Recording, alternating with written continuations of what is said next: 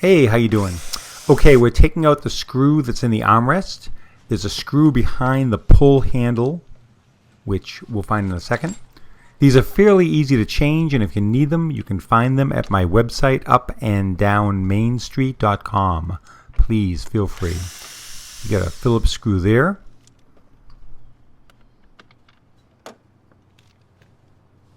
Panel just pulls out. Clips go in, put a flathead screwdriver between the panel, and you should be able to pull it apart and pull it out. Front doors, back doors are pretty much the same. The front doors, you have to be a little more careful taking the regulator out. It's a little more challenging. The back doors are a little bit easier. It's important not to break the tubes on the regulator. That would require you replacing the regulator. Now, here's a quick picture in a second of the rod that connects to the handle. Or maybe I showed it. Here's that clip I was talking about. Just turn it one way to unclip it, and then turn it the other way to clip it back in. And remember to put it back in when you finish this project. Next up, 3 Phillips screws hold the speaker on. Take that off, unplug it. You're going to remove the white moisture barrier. Keeps condensation from coming towards your door panel. If it's missing, it's not a necessary thing, but it's convenient to have it.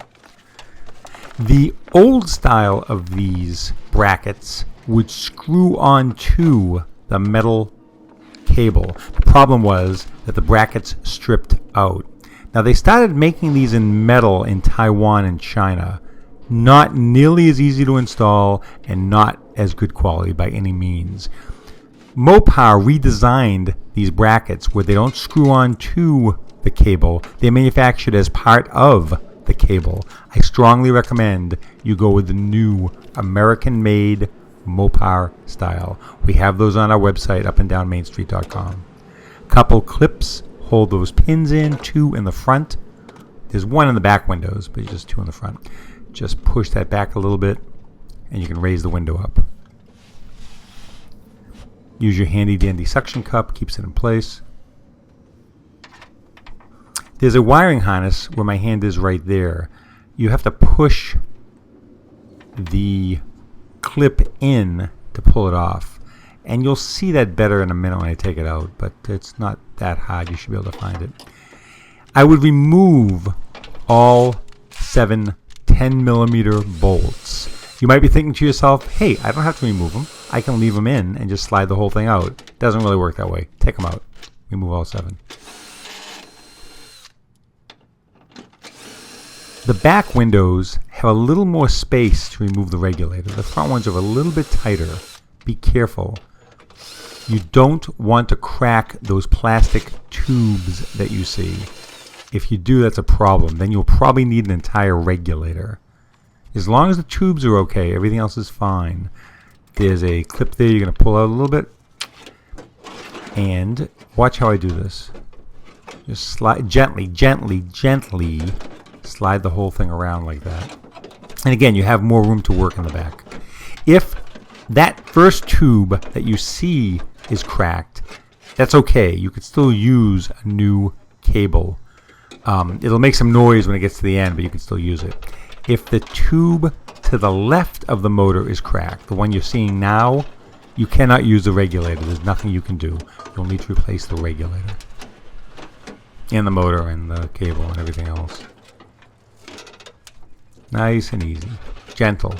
It's hot in the car and it's gotten brittle over the years, so if you put any pressure on it at all, you'll probably crack those tubes. Now I'm doing this on my workbench with a brand new one. Makes it much easier. There's a kind of a catch to it if you do it with your used one, but we'll show you that in a minute. But it's very easy.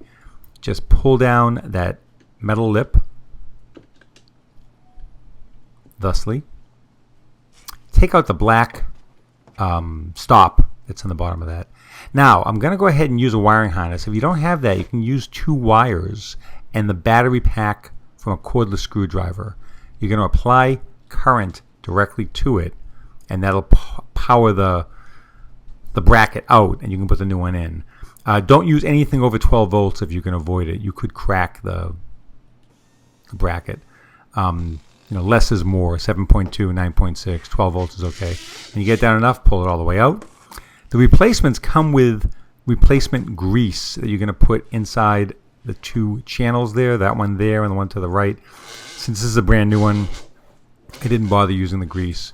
It's already all greased up. Put it in as far as you can.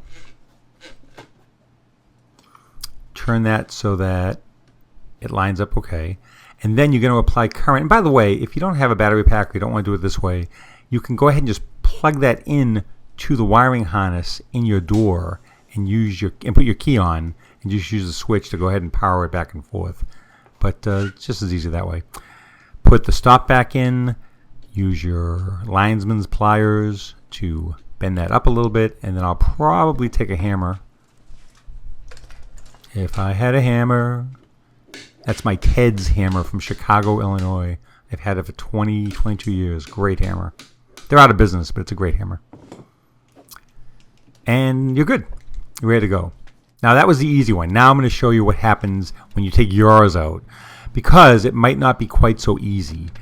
If the metal cable doesn't want to give way, you're going to need to somehow pull it out. Either you can spray some lube into the cable, some silicone. You may need to remove the 3 screws that hold the motor to the regulator. You might need a pair of pliers to try to pull it out. Once in a blue moon, we run into a situation where we could not get it out, in which case you'll have to replace the regulator. Now, next up, I'm going to show you how to get the, see, that's a little bit of silicone right there. Now, watch this. Take a pair of pliers and see if you can pull that cable out. You can twist it back and forth. You can pull it out. There's a lot of ways to do these. Sometimes it comes right out. A lot of times it doesn't. Sometimes you can, as I did on the workbench, you can use the power from the car or a couple wires to pull it out. But this one was really a difficult one to get out. I did finally get it out. I'm not sure if we'll see that here or not. But you gotta believe me. The motors don't usually go. The motors are pretty reliable and usually not the problem on these.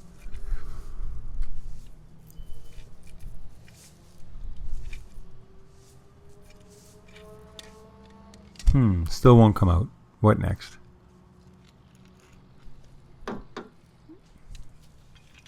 Maybe put the motor back on and try to use the power from the motor to get it back on.